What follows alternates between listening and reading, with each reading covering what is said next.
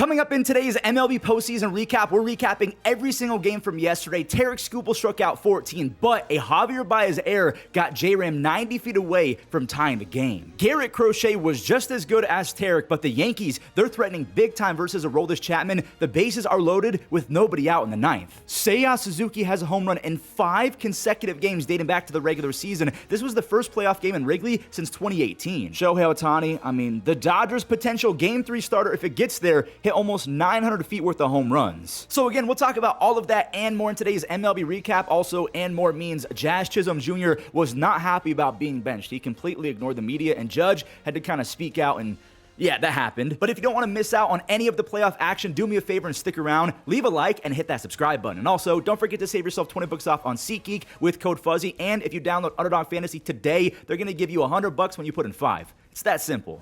Oh, nice. Yeah, really cool, Jonathan Rodriguez. How nice of you to bobble a baseball and allow Scary Kerry Carpenter to get 2 bases, which actually allowed him to score 5 seconds later on a Spencer Torkelson blooper. Yeah, just awesome start for me, a Guardians fan. Having guards ball happen back to me just did not feel great. I just don't even want to deploy it anymore. But then we did it back. Arias, he chopped one behind the mound. Angel Martinez, he was booking it. He rounded third base. Tarik got to it, but kind of like lollipopped it in just to make sure that he threw it accurately. Maybe he was having PTSD from hiking that thing over into right field a few games ago. This call was overturned, so Angel snuck his hand in there. It was clear. I don't know why the umpire was on the other side of home plate trying to make a call on the left side of the plate. This guy had a terrible game. Speaking of playing a terrible game, Big Christmas, Jhonkensy Noel played one of the worst baseball games my eyes have ever seen. He cost Gavin Williams an out. He just flat out missed first base. Gavin, by the way, struck out 8. Both runs that he allowed were unearned runs. Riley got to third base on that play, and this should have been the third out if Noel just kept his foot on the base. Scoobs, he was throwing 100-mile-an-hour sinkers in the 7th. He struck out the side in the 7th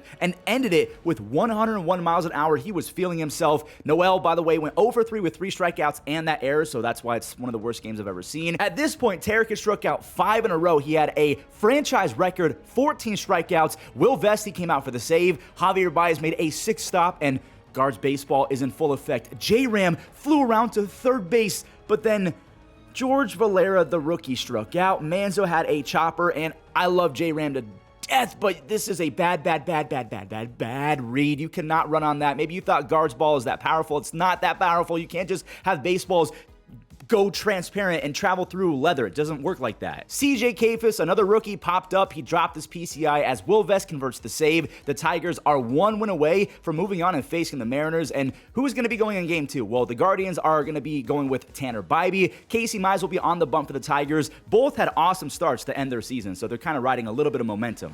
We do have some history, though. In game 2, Chase DeLauter is going to be making his MLB debut. He is the 6th player ever to make his debut in the playoffs. The 6'3", 23-year-old was a first-rounder back in 2022. He has raked everywhere. He hit 440 as a senior in college, 355 his first pro season after getting drafted, 305 last year in a short stint at AAA, and he only, I put that in air quotes, hit 280 this year in AAA. Look at his prospect savant page. Everything is red. He's basically the Cleveland version of Roman Anthony. He's going to get a ton of action in 2026, so why not give him some action now and rip the training wheels off? I'm about it. After that game, we had the Padres in Wrigley. This is the first playoff game in Wrigley, I think, since 2018. Jackson Merrill, the Merrill Madness has begun. He has a double, and he's going to score easy on a whistler from Xander Bogaerts, who's also getting to third base on an error. That kind of seems to be the trend in this video so far. Dansby, man, he saved another run.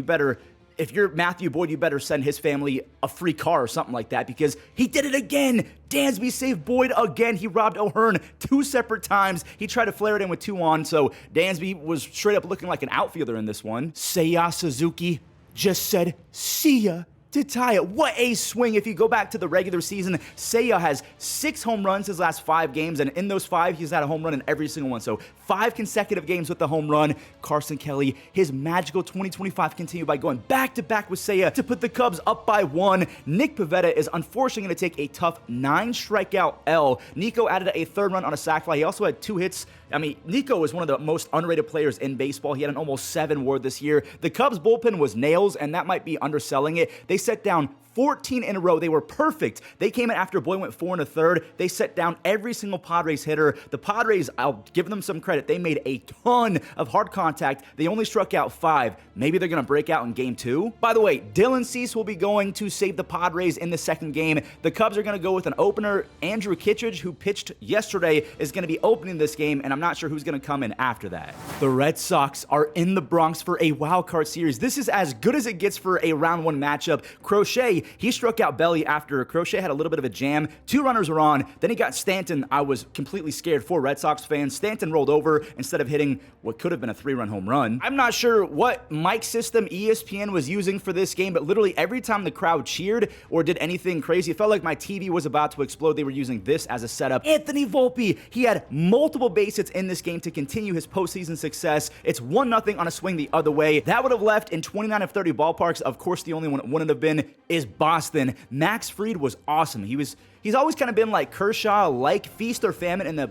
postseason, but he feasted on the Red Sox. 6 and a third shutout on 4 base hits. Now, he was relieved for the 2024 monster, Luke Weaver, who wasn't very good in the playoffs last year, and he wasn't as sharp in 2025. Ceddanne Rafaela worked an 11-pitch at-bat. He takes the walk, and Nick Sogard had his second double of the game. It was a hustle double. I was fired up again. I'm not even a Red Sox fan. Masa, the Macho Man, delivered. It's a blown hold for Luke Weaver. Both runners scored. It is 2-1. The Yankees bullpen, if you forgot, had a near 5 ERA in the second half. Crochet and Tarik on the same day was just a blast to watch. Crochet at one point retired 16 consecutive hitters after the Volpe home run. He racked up 11 strikeouts, only 4 base hits, basically across 8 innings, and he saved the best for last. The fastest pitch of his entire season was on pitch 117, a dotted fastball to Austin Wells. Chapman, he got the final out in the 8th, and Bregman added some RBI cushion for the Red Sox. That's an RBI double. Chapman, oh my God, he had 3 consecutive singles in the 9th. The bases are loaded with nobody out. Stanton, oh, that's a disgusting splitter. Jazz then chased at a slider. We're going to talk about Jazz in a second because he was not happy about being benched. Goldie, he can't tag on that chase. And then Trent, man, just, what is this, the golden sombrero? 0 for 4 with 4 strikeouts. Trent was only hitting 182 versus lefties this year, but somehow he got a start over guys like Jazz, who has a 110 OPS plus versus lefties. Jazz is also a good defender in center field. But that's why I'm not a manager. I'm a fan. I would have had Jazz in center, not Trent. Again, we'll talk about Trent in just a few moments, but I do want to mention that game 2, it'll be Carlos Rodon, who is one of the more unhittable pitchers in baseball this year, versus Brian Bayo, who has been really solid for the last 2.5, 3 months. He started 2025 kind of meh, but he really locked in. I'm excited for this matchup. Like I was saying, though, a couple times in the last game, Jazz Chisholm Jr. was not happy about being benched, and I fully understand now. Ahmed Rosario is a lefty destroyer, so I understand him starting at second base, but then they put Jose Caballero at third base, so they just wanted as many defenders who could kind of swing it against lefties as possible, which I guess I get on paper, but do you guys remember when Jazz Chisholm Jr. played center field for the Marlins? He instantly became a plus defender. Trent Grisham, ever since he suffered a hammy issue in July, his athleticism has been completely zapped, and he's been awful against lefties. So again, that's why I'm a fan and not a manager. I would have put Jazz in center field and actually sat down Trent Grisham, and that would have been the right move because Trent went 0 for 4 with 4 punchies. Jazz, he completely ignored the media. He was not even facing them. He was just pretending to look through something in his locker, and yeah, turmoil already for the Yankees clubhouse. Aaron Judge spoke on it. He basically said that they're tight in the clubhouse. The media is going to do what they do. But then again, I mean, it's just not a great look, regardless. The Dodgers' potential Game 3 starting pitcher just hit a baseball 118 miles an hour. Ohtani had 2 home runs in this one. Remember how a lot of people were saying that he's not clutch because he was bad in the World Series with a torn labrum? Oh yeah, he's not clutch, right? He had 2 home runs in this game. Teoscar also had 2. His first one was a 3-run home run. The Dodgers look like a well-oiled machine, at least for the first half until the bullpen came in. Playoff Edman is back. Tommy Tanks, man, he just loves the moment. Here's Teoscar and Shohei going yard for their second of the game. They were both off of Connor Phillips, who was actually pretty good this year. Teoscar now has 7 home runs and 20 RBIs in 21 postseason games. Ohtani has 5 home runs and 13 RBIs in 17. Again, He barely did anything in the World Series because he had a torn labrum, so those stats are insane. By the way, the second one went 455 feet. Blake Snell, he had 9 strikeouts over 6 scoreless before allowing a few in the 7th inning, but he was absolutely dialed in. I think this is the first time in the playoffs he's ever been allowed to go 6+ innings. If this was Kevin Cash, he would have been out after the 6th. The Dodgers got it to 10 with some Alex Call and Rortvedt singles, and then the Dodgers bullpen did Dodger bullpen things, at least 2025 Dodger bullpen things. It's crazy that the Yankees and the Dodgers have such insane payrolls and big names, but their bullpens have legitimately stunk, like full stop, stunk over the last few months. There was a bases loaded walk, an RBI in between. Elly took a bases loaded walk as well. It ended up being 10-5, so it seemed a little bit closer. It wasn't close at all, but the Dodgers bullpen made it seem that way. Who's going in game number 2? We have Yoshinobu Yamamoto, which, I mean, going with that guy as a game 2 starter is almost unfair, and he's going up against Zach Littell, who's had some awesome starts scattered around a lot of stinkers this year. And there we have it. The first MLB postseason recap of the year is in the books. Thank you guys so much for watching. If you never want to miss out, do me a couple favors. Leave a like and hit that subscribe button. It really helps out because it sends it out to more people. It really does, I swear. And that does it. Thank you all so much for watching, and I'll see you guys later on Playback with Cougs46 to watch some live playoffs. See you there.